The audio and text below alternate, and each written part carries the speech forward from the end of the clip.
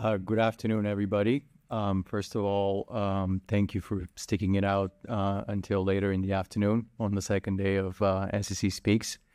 I believe that caffeine levels might be a little bit low, but we have I think, a great panel for you. Thank you for making it into in the audience today.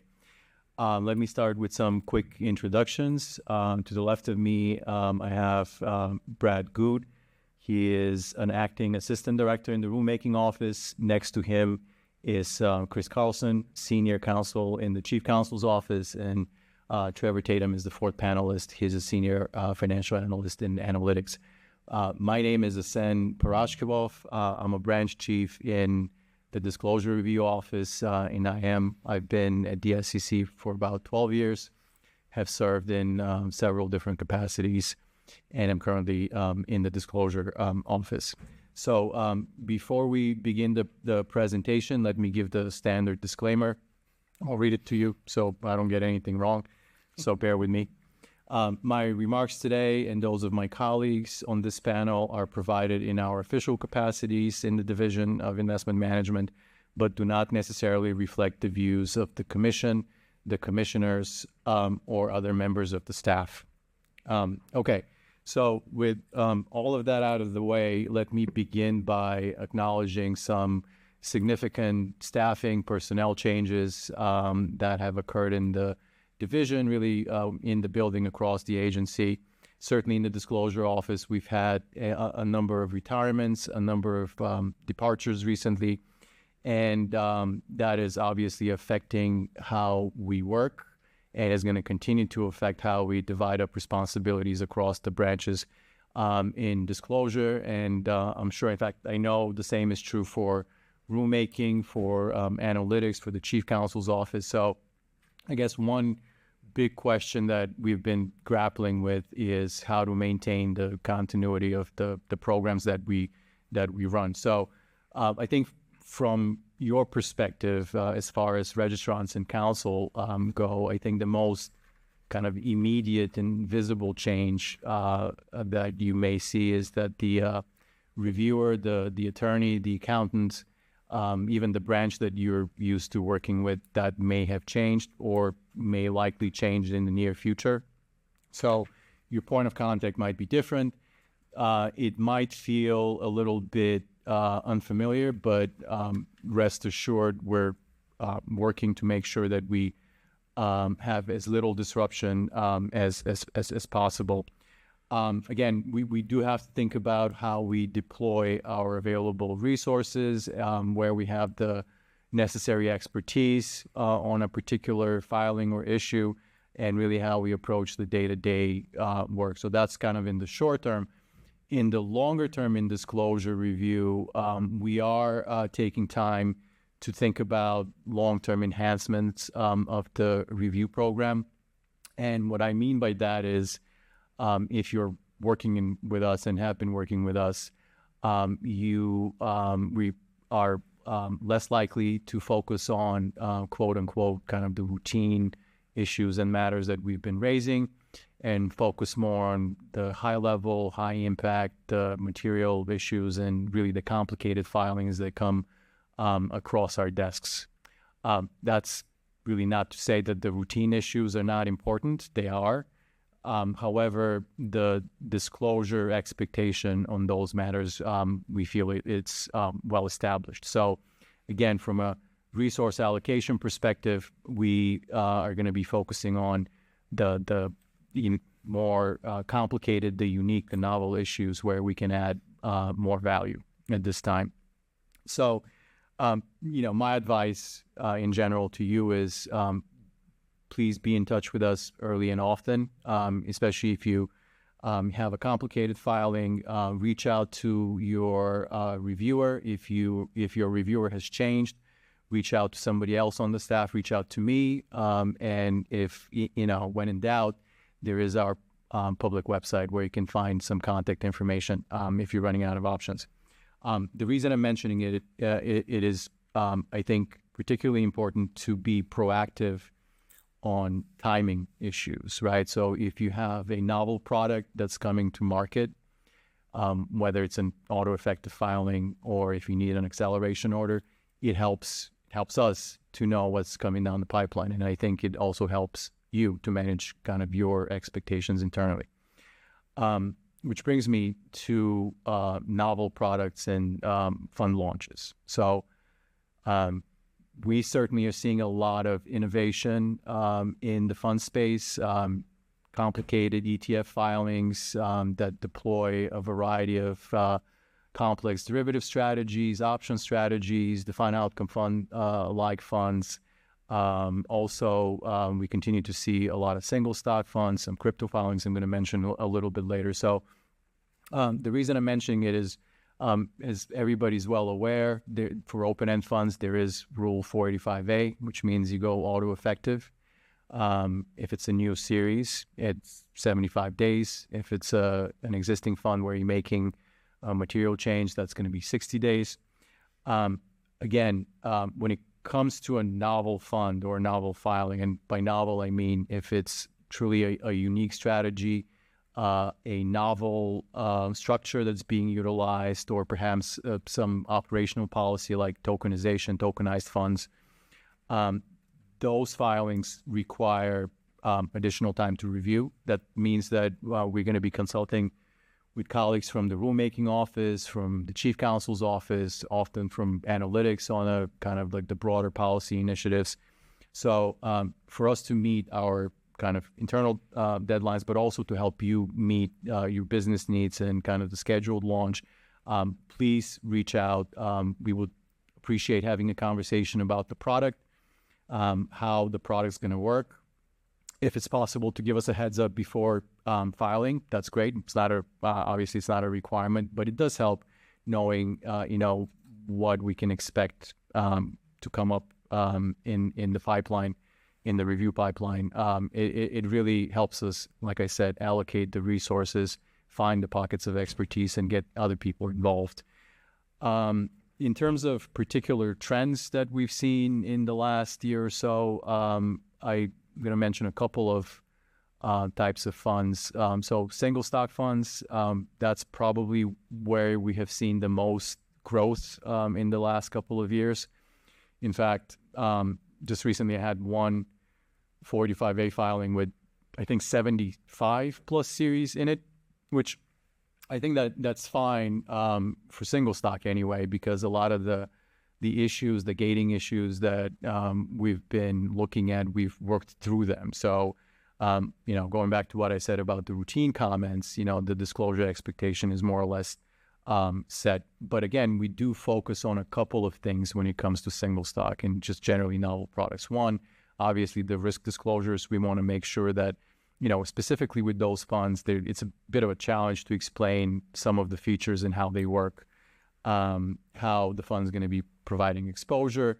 So we do pay closer attention to the risk disclosure. So we want to make sure that volatility, impact, correlation risks are explained, compounding risks are explained, counterparty risks are clearly stated, especially if you have a levered fund, right? Like the 2Xs, the 1.5Xs, because if the counterparty decides to reduce exposure or otherwise limit the exposure to the fund, well, then that might create issues down the line for the fund meeting the stated investment multiple, right? So we want to make sure that the investor has clear disclosure and information about that particular risk among all the other risks, right? And in addition to risk, we continue to look at the reference asset itself. And what we focus on, obviously, we want to understand what it is, but we want to understand how investors are getting access to information about the reference asset, including financial information, and so they can evaluate the risks, the return profile of the underlying reference asset that the fund is providing exposure to. So when it comes to, if you're filing a new series for a single stock fund, and like I said, we're getting just filings that contain 50, 60, 70 funds, we will focus on the range and the type of public information that's available about the underlying issuer, and whether the fund, the ETF, is going to be able to satisfy the disclosure requirements related to it. In situations where you're looking to, again, to launch an ETF that's referencing a new underlying issuer, we will ask you to confirm that the fund is using relative VAR, and also we'll take a look at the 18F4, the VAR calculations. Again, this is if it's a new underlying issuer, and by new, I mean there isn't a similar product that's providing exposure already to that particular underlying issuer. So the other thing, the other area that I wanted to mention is crypto, right? So we've had a number of filings recently come in, and those filings have a digital asset component to it, typically the fund providing some kind of exposure to the digital asset. Obviously, this is as a result of investor demand, the changing marketplace. So as those filings come in, like I said, it is important for us to understand, and what we look for is to understand what the digital asset is, what are the unique features of the asset, how it was developed, what is its relationship to the blockchain, where does it sit on the blockchain.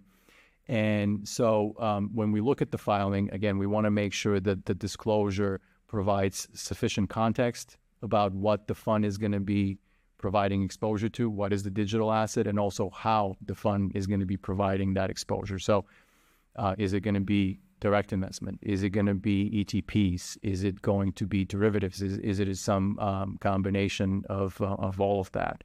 And depending on the answers to those questions, then we may want to have more detailed engagement on liquidity, or valuation, custody arrangements, the arbitrage mechanism, really a whole host of issues. And again, just like any other novel product, we do engage with others within the division, others within the building. So going back to what I was saying about novel products, there is Rule 485A, but we do ask registrants to respond to our comments ahead of the scheduled auto-effective date so that we can have a more productive conversation and engagement on the issues, right? And it helps us, but I think it also helps the registrant manage their internal expectations about product launches and the like. So, like I said, please keep the lines of communication open, especially when it comes to something novel that you're launching. It could be an ETF, it could be an insurance product, it could be a variety of things. But so before I move to the other panelist, one thing I wanted to mention is, all of these issues, whether it's crypto, if it's single stock, if it's defined outcome funds, insurance products, RILAs, CDAs, whatever, we do engage with others. We do want to make sure that guidance, regulatory developments that are coming out of the building from other parts of the division, other parts of the agency, other divisions, that we work through those issues with our colleagues. That's why, like I said, we need some time to work through some of the novel, unique issues. And the upshot of that is we want to make sure that there's, disclosure that's calibrated well enough to the extent that the disclosure is impacted, right? So that the investor understands what the product is, what the impact is on, certain features of the product. Like I said, it is a kind of a team effort in the division. So at this point, I'm going to hand it off to my colleague from the Chief Counsel's office, Chris Carlson, who has been involved with some of these developments and I'm sure has some very interesting insights to share with you as well. Thank you, Hussein. I've been at the SEC for a little over 3.5 years. And in my career, I've been focused in the registered funds area for over 16 years at law firms, in-house, and more recently in government practice. So in the Chief Counsel's office, a little bit about what we do.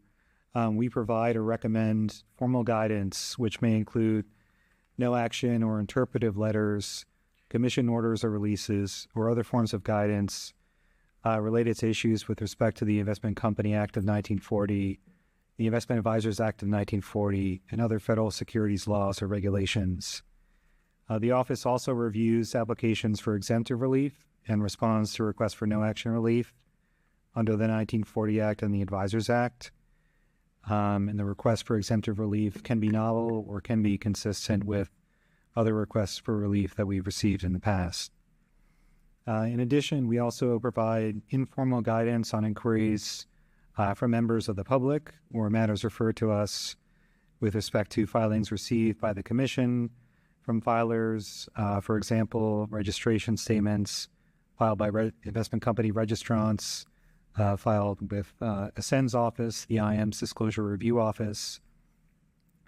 And we also liaise with other offices within IM or other offices and divisions within the Commission, such as enforcement and exams, on matters related to investment companies and investment advisors. One recent example of our office liaising with other IM offices concerns the recent money market fund rule amendments that were adopted in 2023. So as background, on July 12, 2023, the Commission adopted rule and form amendments designed to improve the resilience of money market funds in times of market stress, primarily in response to the pandemic-related dislocation in short-term funding markets in 2020. And the changes to Rule 2A7 removed money market funds' ability to impose a liquidity fee of up to 2% or temporarily suspend redemptions or impose gates, and implemented a new framework for mandatory and discretionary liquidity fees.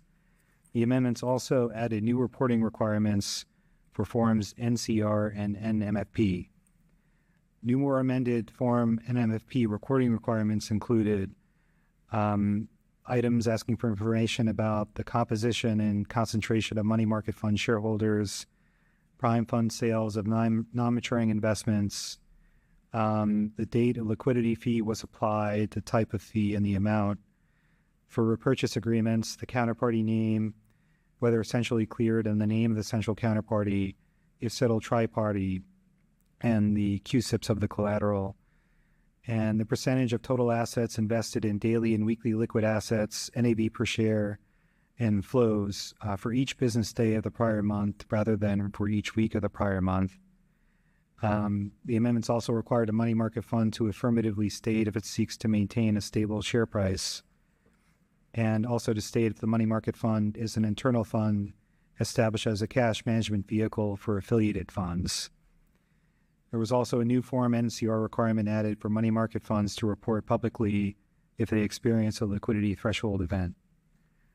After the Commission adopted these amendments in 2023, my office, rulemaking, and the IM Analytics Office collaborated together on outreach to affected sponsors, and we also provided informal ad hoc guidance to form NMFP filers regarding the new and amended reporting requirements prior to the compliance dates, and the last of which of those dates passed in June 2024. In the area of exemptive relief, one of the notable orders issued within the past year out of my office is an amended order for Fidelity's non-transparent ETFs. This order amended previous non-transparent ETF relief that Fidelity's ETFs received in 2019 on March 31, 2025.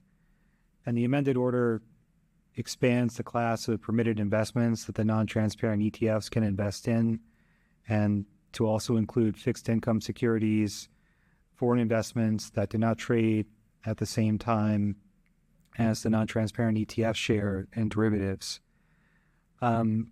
So there's a bit of background. Non-transparent ETFs are ETFs that do not publicly disclose their portfolio each day as required by Rule 6C11. And so they all rely on one of a certain number of orders that follow different models in terms of what they disclose instead of the contents of their portfolio. And this is because of concerns about authorized participants' ability to hedge the market risk when they're engaging in arbitrage of the ETF shares and creating and redeeming with the ETF. And so because of concerns that the lack of transparency would affect the arbitrage process, the non-transparent ETFs are limited to certain types of investments, which before Fidelity received an amended order was limited to common stocks listed on a U.S. exchange or a foreign exchange that trades where the securities trade at the same time as ETF shares. The amended order granted to Fidelity permits Fidelity non-transparent ETFs to invest in an expanded universe of investments subject to additional requirements and conditions, including a requirement that the ETFs disclose additional information about their portfolio. And specifically, among other conditions, the ETFs are required to publicly disclose the additional investments daily in accordance with the requirements of Rule 6011C under the Act, which is the rule that transparent ETFs normally rely on. And the funds cannot intend to use the additional investments to hedge or otherwise offset exposure to investments permitted under the prior order. Fidelity and certain other non-transparent ETF applicants have requested and received other modifications to the relief that they originally received in 2019, such as to permit custom basket flexibility that is intended to be consistent with what is permitted for transparent ETFs. And so I just mentioned that to show that the non-transparent ETF relief that is out there continues to be modified as market practices evolve and the Commission gets more comfortable with these products. Another notable order that I would like to mention was issued within the past year to Figure Certificate Company, which is a face amount certificate company in December 2024.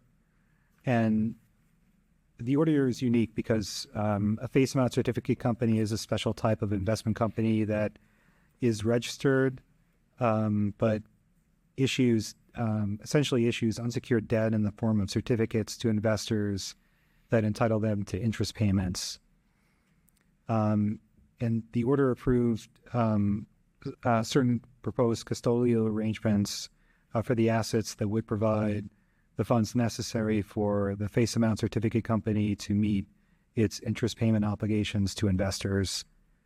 The reason why the company applied for the order is because Section 28C of the 1940 Act requires that a face amount certificate company deposit and maintain its investments using custody arrangements approved by the Commission pursuant to rules, regulations, or orders.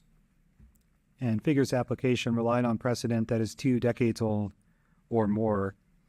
And the company is unique because compared to prior orders, the certificates will be digital assets that are registered under the 1933 Act that are issued and transferred using blockchain technology. Figure represented that it will not accept or hold any assets that are digital assets other than as necessary to destroy certificates that have been surrendered. According to Figure's representations in its application, the certificates are intended to provide investors with an instrument that can be held in digital format and provides yield backed by highly liquid investment-grade assets. And so to summarize some of the terms and conditions of the order, Figure agreed that in its application that its custodial arrangements will comply with the requirements that apply to normal traditional registered investment companies such as mutual funds and closed-end funds. And their custody arrangements have to comply with Section 17F under the 1940 Act and rules thereunder. And so the Figure Certificate Company agreed to comply with those rules as if they were applicable to a face amount certificate company. They also agree that their agreements with custodians will be materially the same as the form of agreement included in its application and will be approved by its board, including a majority of the independent directors. The continuance of a custodial agreement will be reviewed and approved annually by the board. Figure shall establish and maintain policies and procedures to cure any defaults on its obligations under the certificates and establish procedures for periodic reporting and inspection of its assets. And Figure also agreed that if it wanted to enter into a custodial agreement with a custodian that differed from the form that was included in its application, it would need to request an amended order from the SEC. And finally, they also agreed to comply with the Bank Secrecy Act and rules thereunder as if it were a registered mutual fund. The last thing I want to mention is a new form of co-investment relief that Holly Hunter-Cece mentioned in the previous IM panel. I just wanted to provide more detail about that order, which is a significant development, and we've seen a lot of other applicants come and request the same relief. And so the first order for this relief was issued on April 29th, 2025 to FS Credit Opportunities Corp., and they requested exemptive relief from Section 17D and 57I under the 1940 Act and Rule 17. The D1 they're under to permit certain joint transactions that would otherwise be prohibited by Section 17D and 57A4 and 17D1. And essentially, the order permits registered closed-end investment companies and business development companies to invest in the same issuer at the same time, which is what is called a co-investment, and with each other and with certain affiliated investment entities. The order is significant because it includes streamlined terms and conditions as compared to past co-investment orders. Holly mentioned some of those this morning, and I just wanted to provide some additional detail about the conditions and why they're significant. They're very specific and technical, and they use defined terms fairly frequently. But to summarize, unlike prior orders, the order does not require board approval of every new co-investment transaction as long as the regulated funds are participating in the investment at the same time and on the same terms, and the other terms and conditions of the application are followed. Board approval by a majority of independent and non-interested directors, which is defined in Section 57O of the 1940 Act, is required in certain cases, such as where a regulated fund is investing in a security where an affiliated entity has a pre-existing investment, unless the BDC or closed-end funds that are investing in the security hold the same security in their portfolio, or the BDC and closed-end fund and each other affiliated entity holding the security is participating in the acquisition in approximate proportion to its then current holdings. Another significant change is a requirement for co-investment policies and procedures that, and the procedures are required to be reasonably designed to ensure that the opportunities to participate in the co-investment transactions are allocated in a fair and equitable manner, and the advisor negotiating the co-investment transactions is considering the interests in the transaction of each participating closed-end fund or BDC that relied on the order. And this is different compared to previous co-investment orders. Each advisor and each affiliated entity that is not advised by an advisor is required to provide its co-investment policies to the closed-end funds or BDCs that rely on the order and to notify those funds of any material changes thereto.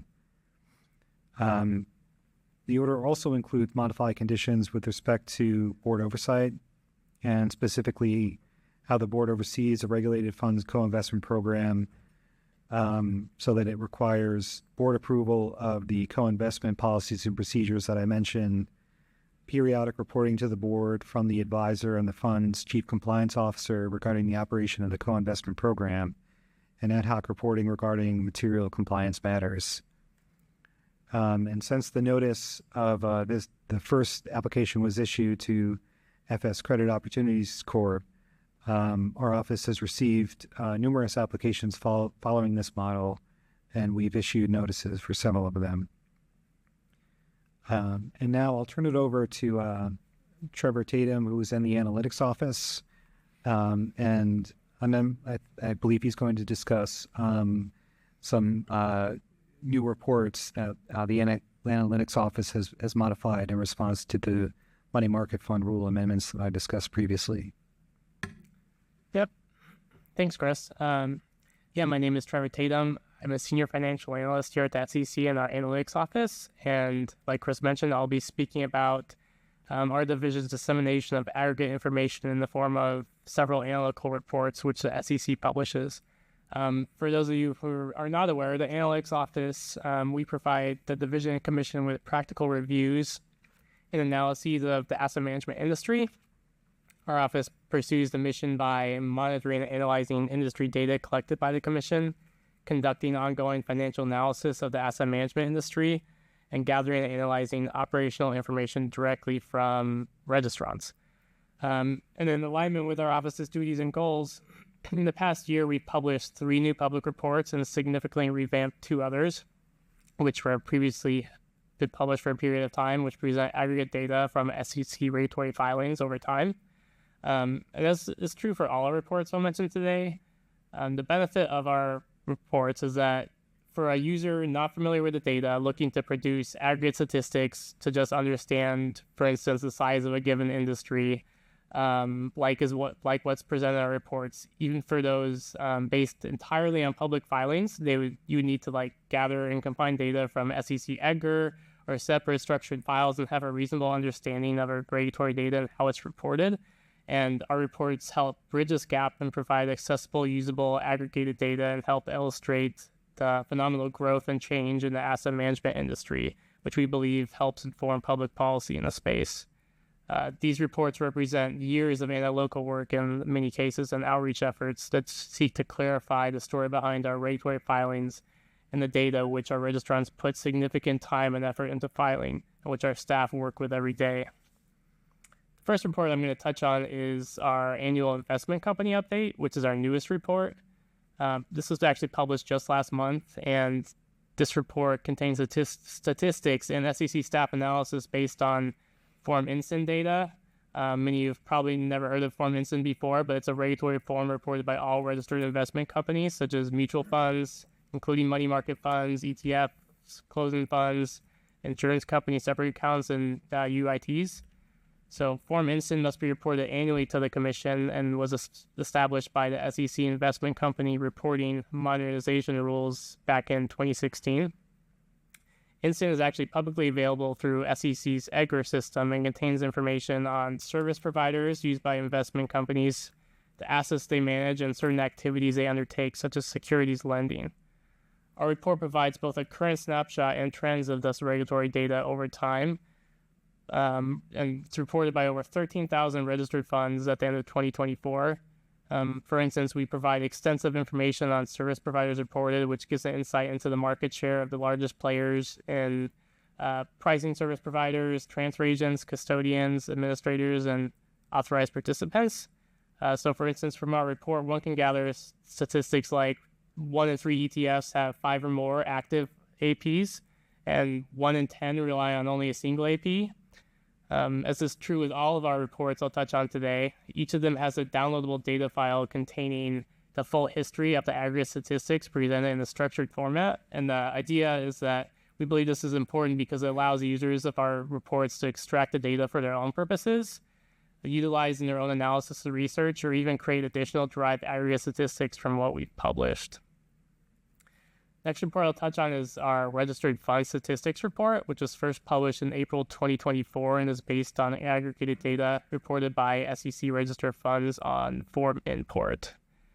Form Import is the reporting form used by U.S. mutual funds, exchange-traded funds, closed-end funds, and other registered funds to report monthly information regarding their portfolio holdings in particular.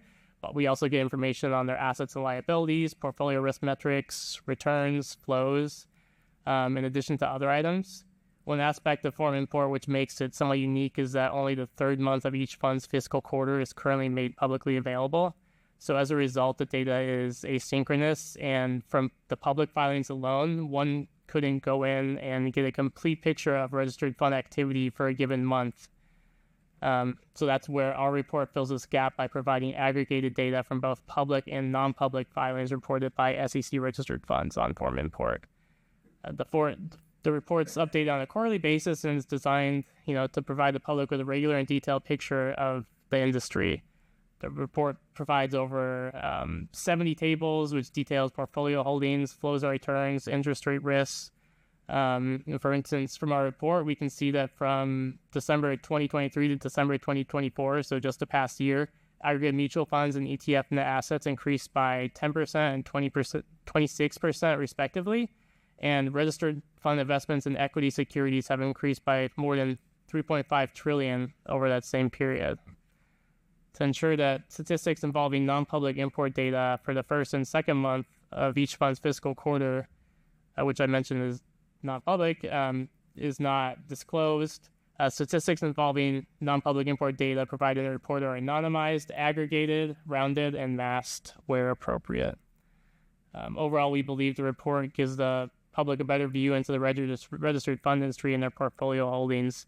And in particular, we believe that investors, issuers, economists, academics, the press, and the public at large benefit from such regularly published economic data, and we believe the report will assist in the dialogue on issues pertaining to the asset management industry. Chris mentioned that we recently made significant updates to our public money market fund statistics report based on information collected on Form NMFP. Form NMFP is a public filing made 5 business days after the end of each month by funds regulated under Rule 2A7, which underwent significant updates as previously mentioned. Our report, published every month since 2014, now contains additional statistical analysis and enhancements designed to further facilitate the public's ability to efficiently review, digest, and use aggregated information about the money market fund industry, which we recently eclipsed 7 trillion in net assets and has doubled in size over the past 10 years. The report extends the downloadable historical series of data back to 2010, when reporting on NMFP first began, and provides new information about internal affiliated funds, flows, and industry concentration.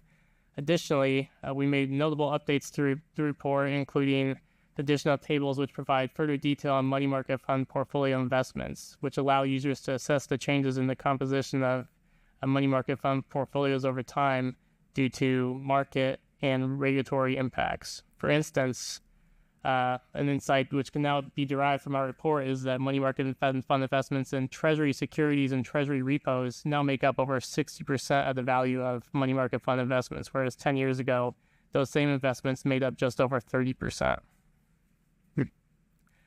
Next, I'll touch on our investment advisor statistics report, so kind of shifting gears to the advisor side. This report, which was first published last year, was recently updated again with new data from Form ADV. For those of you who don't know, Form ADV is a form used by investment advisors to register with the SEC and state securities authorities, and it's updated annually. The form consists of 3 parts, each of which is publicly available, but Part 1, which our report is based on, requires information about the advisor's business, ownership, clients, employees, affiliations, and any disciplinary events. Our investment advisor statistics report contains more than 50 tables of aggregate Form ADV data back to the year 2000, which allows for analysis of trends over the past 25 years. The report shows that at the end of December 2024, which is our most recent data available, there were more than 15,000 registered investment advisors, or RIAs, reporting over 140 trillion in regulatory assets under management, which is an increase of over 100% over the past 10 years. The report also shows that RIAs manage over 50 million separately managed account clients, and that private fund gross assets managed by both registered and exempt reporting advisors have increased by over 150% in the past 10 years alone. Sticking with the theme of private funds, I'll mention lastly our private fund statistics report, which was first published way back in 2015, but was updated most recently in 2024 and contains detailed information on private funds reported on Form PF. As some of you may know, Form PF was adopted in 2011 as part of the Dodd-Frank Wall Street Reform and Consumer Protection Act, and Form PF requires SEC-registered investment advisors with at least 150 million in private fund assets to report information about the private funds that they manage. Most advisors file Form PF annually to report general information such as the type of funds advised, their size, their leverage, and their beneficial owners, but certain larger advisors provide more information on a more frequent basis, including detailed information about investment exposures, liquidity, borrowing, and risk factors. PF filings are entirely non-public, so information released publicly is aggregated and anonymized to ensure this non-public information attributable to specific filers is not released.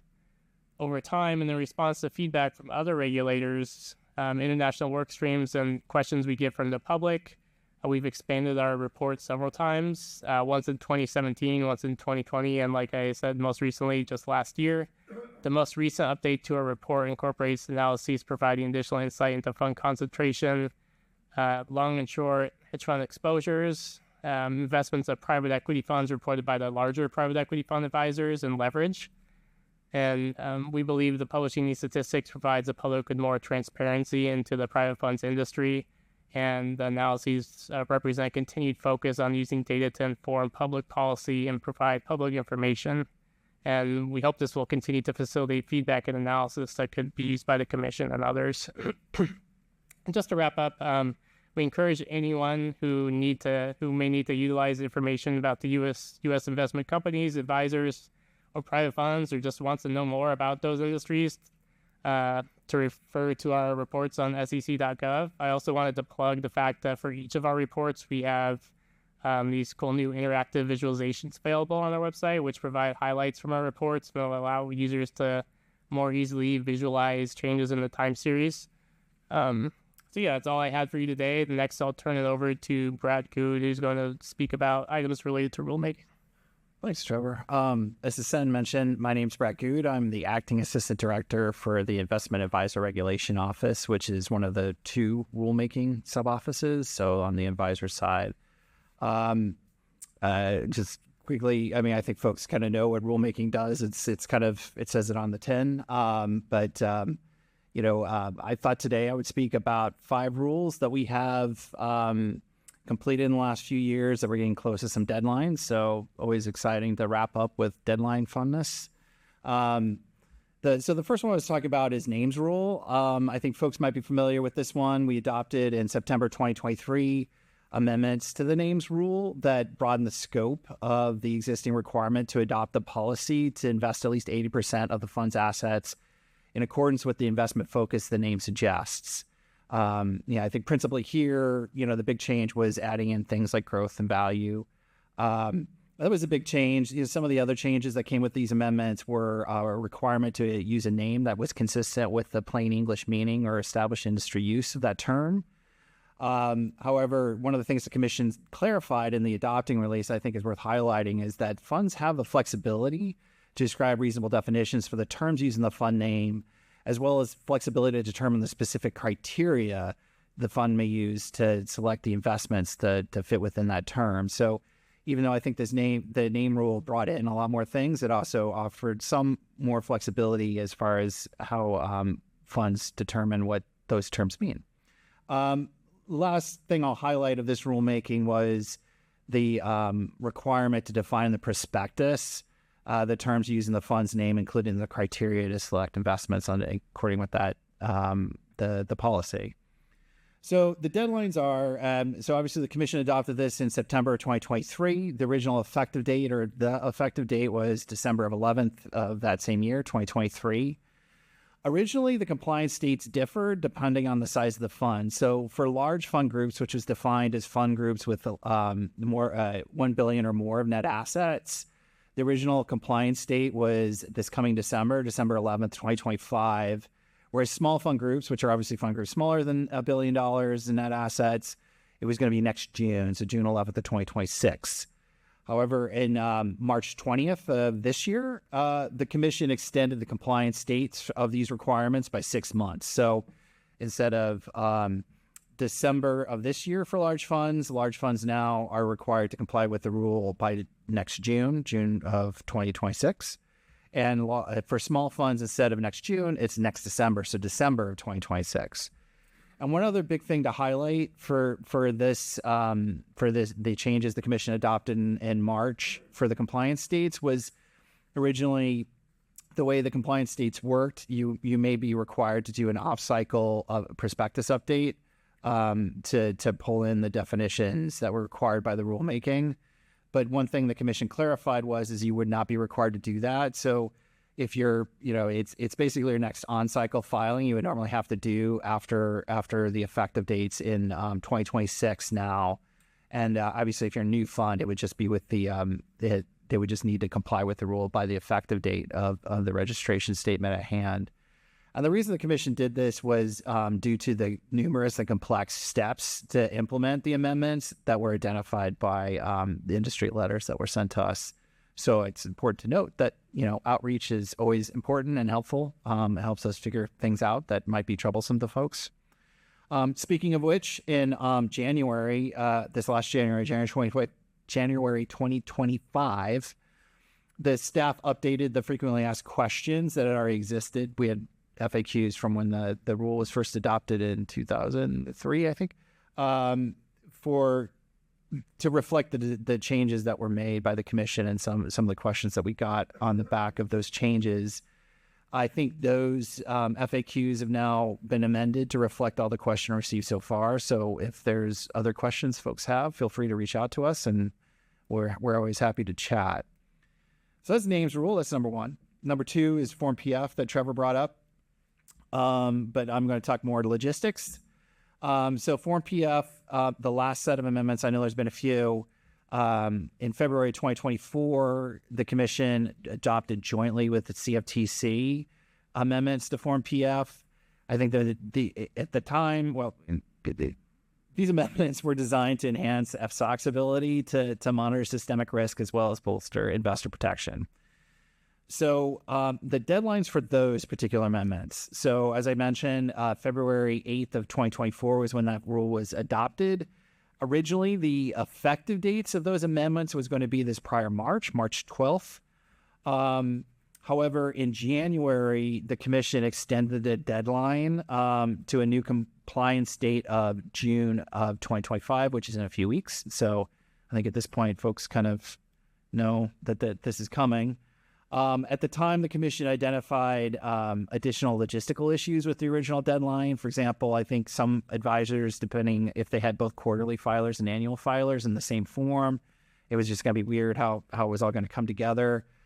I think it was also a matter of balancing, the compliance challenges that were identified to us, as well as the stated goals of the amendment. So yet again, I would emphasize if folks are seeing issues or having concerns with stuff that's coming up, please reach out to us, and we're always happy to work with folks.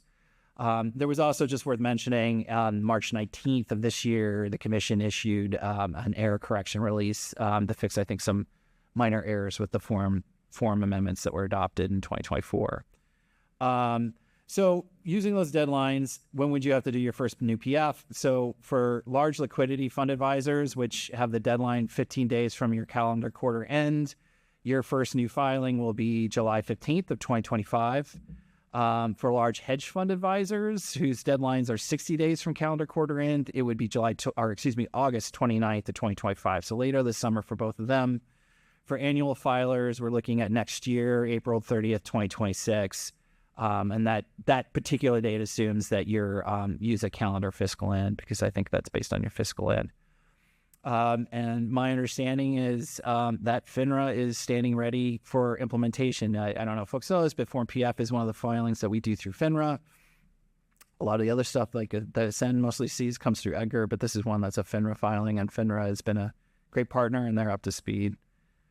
So that's the deadline. So I think folks might know we had issued quite a number of FAQs on Form PF. So these are a result of our engagement with industry to address any questions that have come up on the form. And just so folks know, like, this type of engagement could take any number of methods, email, phone, or just asking to come in. We're I think we have been for a year or two now, obviously willing to have folks come into the building to talk to us if they like.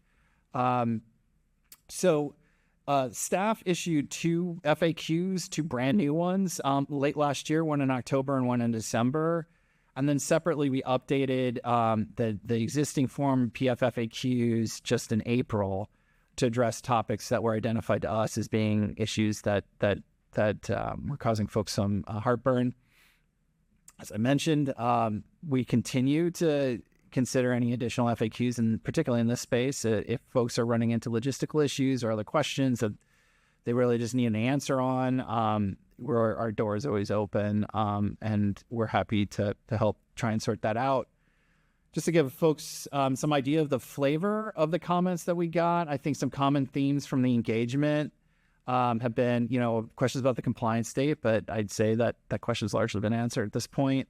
How to submit amendments and corrections after the compliance state, questions about how current reporting is supposed to work, and as well as questions about some of the specific requirements of Form PF. So that is Form PF. That's number 2. I got 3 more. Last 2 go fast. So NPORT. That's the next big one. In August 2024, the Commission adopted, which was last August, it's hard to believe. The Commission adopted amendments to the reporting requirements of NPORT to require more frequent reporting of monthly portfolio holdings and related information both to the Commission and the public. So in other words, we moved from essentially a quarterly public disclosure cadence to a monthly one. There were some other amendments that were associated in that same rulemaking. So one of them was open-end funds that are subjected to risk management programs under the liquidity rule are required to report certain information about their service providers on NSEN that Trevor mentioned. Let me quibble whether or not folks think it's an obscure form or not. I don't know. The liquidity rule, there was also guidance on the liquidity rule that was part of those amendments that the Commission issued. So on NPORT, I imagine most folks in this room know, but Registered Funds Association filed a petition with the Fifth Circuit of Appeals after the rule was adopted, and they were seeking a review, particularly of the NPORT amendments. And then subsequently in January, President Trump issued a presidential memorandum directing agencies to consider postponing for 60 days the effective date of any rules that had not yet taken effect.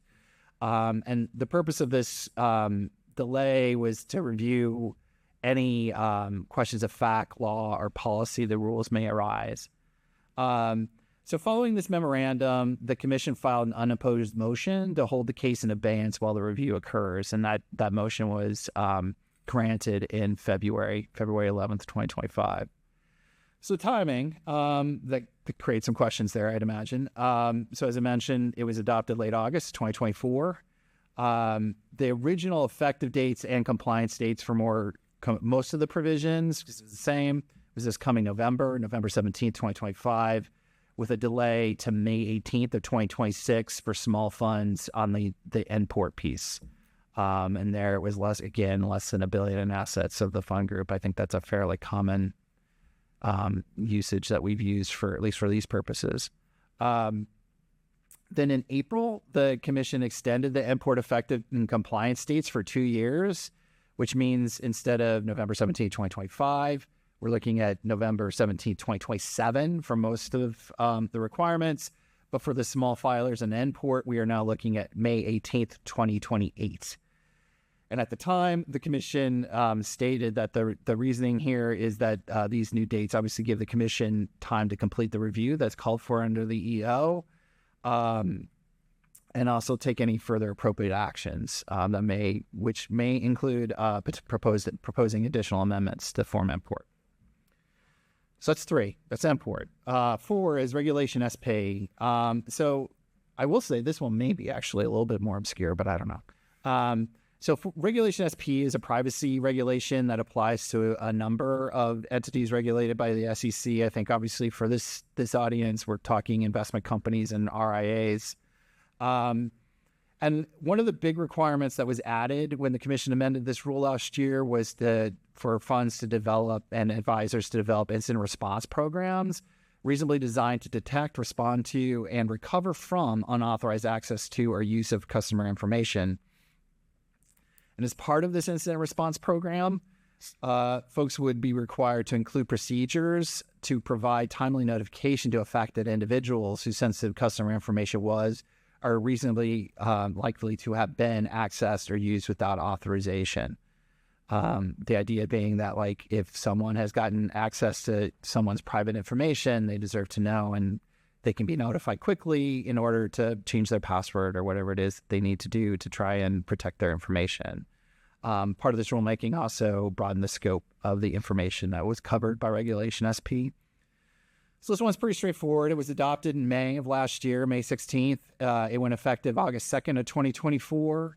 And then the effective date for larger institutions is December of this year, December 3rd, 2025, which for investment companies is $1 billion in assets in the group. For RIAs, we're looking at $1.5 billion in AUM. Smaller entities that don't meet that category or larger, the deadline is 6 months later, so the 3rd of June, 2026. Last one, best one. We got 5 minutes. The RILAs, which is not going to take 5 minutes, so we may have to ask some questions. So I don't know if folks are familiar with these, or if this is how many people here practice in the insurance industry or industry adjacent. But RILAs are a type of annuity that they're not investment companies, but they were traditionally handled by our office that handles disclosure review. There's similar types of annuities that are also handled by us, even though they aren't strictly speaking investment companies. And these type of annuities, in this case, registered index-linked annuities and registered market value adjustment annuities, in other words, RILAs and MVAs, as we like to call them, traditionally registered on forms S1 and S3 because they're not investment companies. That's the form they have to use. This rulemaking, which was mandated by Congress, now as a result of the rulemaking, these annuities were registered on Form N4, which, if you're not familiar with, is the form that's used to register most variable annuities with the Commission, as well as under the 40 Act in that case. So as part of this rulemaking, the Commission also modernized and enhanced the registration, filing, and disclosure framework for these annuities. I think the biggest and best example of this is that going forward, so in the old days for RILAs, you would register like you register any type of non-investment company. So you would register a certain amount of shares, and you pay a registration fee based on the amount of shares that or securities you're registering. There are some issues there because you may not know how it'll sell, so you may register too much or too little. So now we flip them to be more along the investment company lines, to have to pay registration fees and arrears on an annual basis rather than the other way.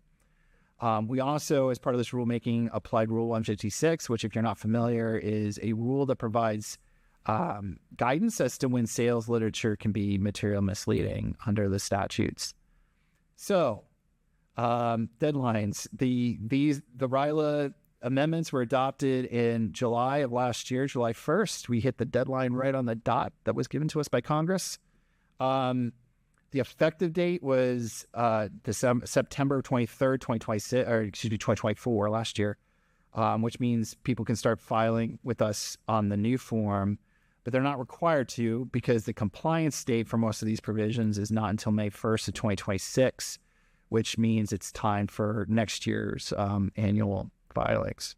Right. Well, I was going to say it is making our life easier in the long term. Like I think we're over the hump with the majority of registrants with the RILA updates.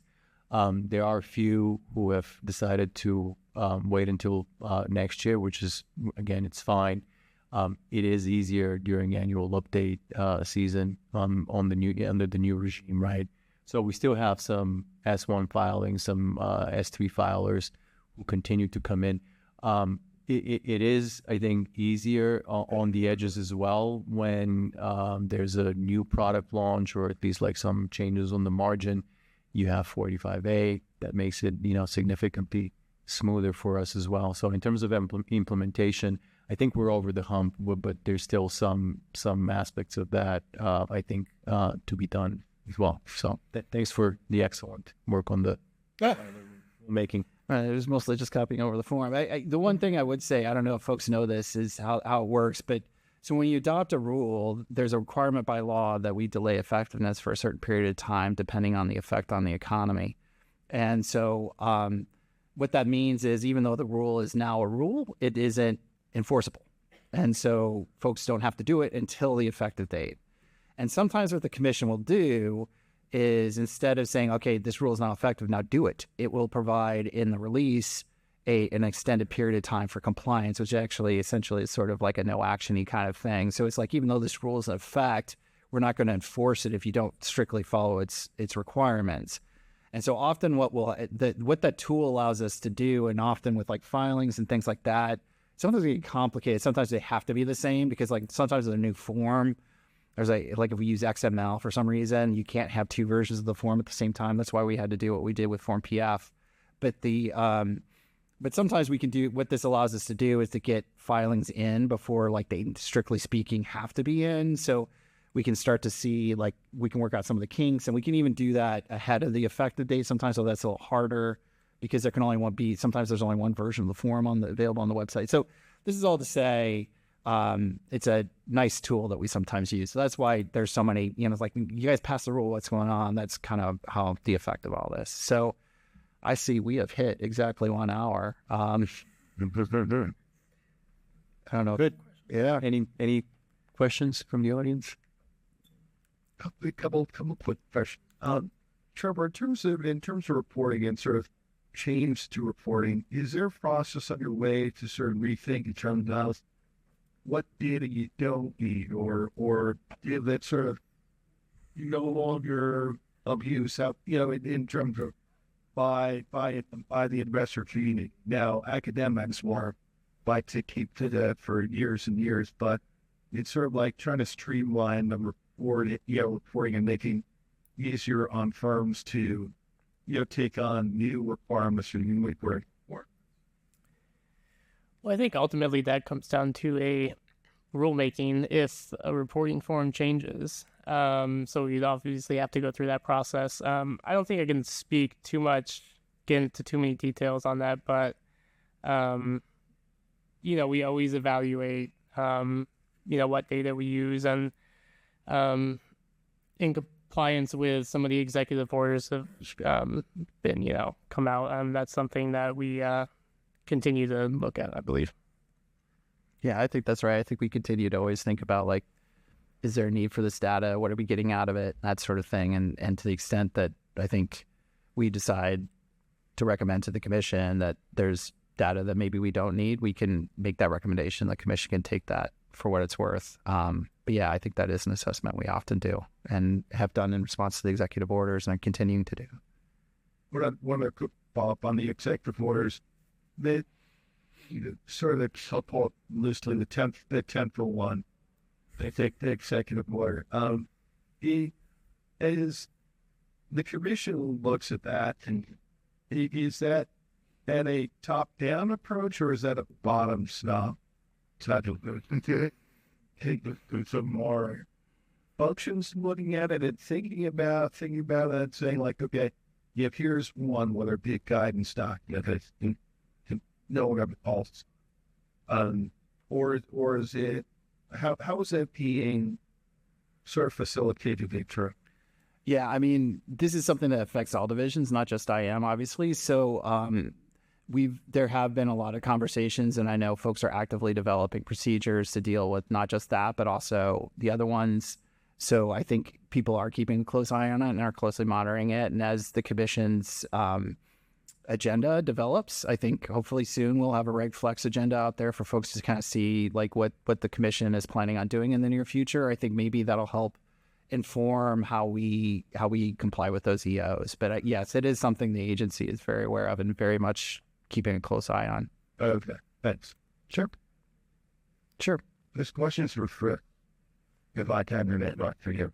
Yes. All face enough to the company acceptable, where you're in what the ordinary code and custody requirement are consistent with what other people do at P5 and TF. Have we made anything law there's from the first custody rule?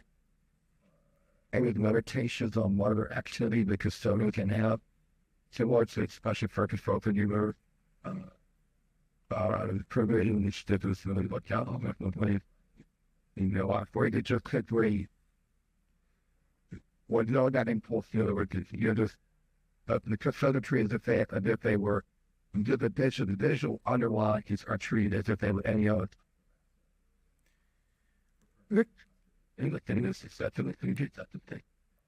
Yes, well, I think the thing to understand about the Fager certificate company order is that it was not itself investing in digital assets. It was just issuing certificates that were in digital form.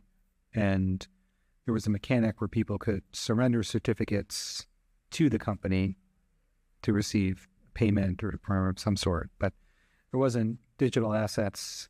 The company was not itself investing in Assets that underlie to the first. Yeah, it was investing in traditional assets. And then, yeah, the order itself, I think the short answer to your question is that face amount certificate companies are unusual. And so it's sort of borrowing a framework that already exists for registered companies, mutual funds and closed-end funds, and applying that to face amount certificate companies.